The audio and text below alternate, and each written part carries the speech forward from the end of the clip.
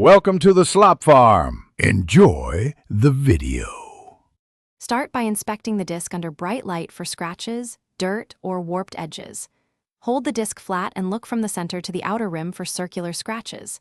Measure the disc diameter if unsure. A DVD is about 4.7 inches across to confirm standard size.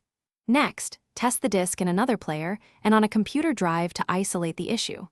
Note error messages, skipping, or inability to play as key diagnostic clues. Record these observations before you begin cleaning or repair steps.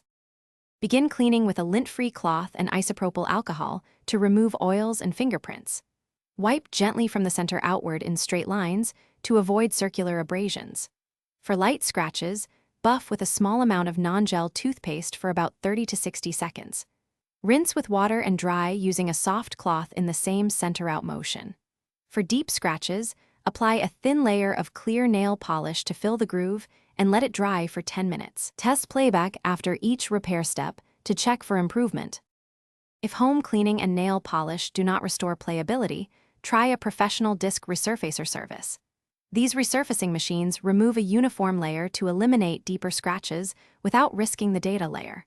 Always handle discs by the edges and center hole to avoid adding fingerprints or oils. Store discs vertically in labeled cases to prevent warping and cross-scratching during storage. Keep discs away from direct sunlight, heaters, or cold extremes to maintain shape and readability. Finally, rip.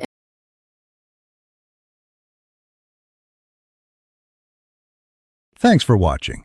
Consider subscribing if we helped you today.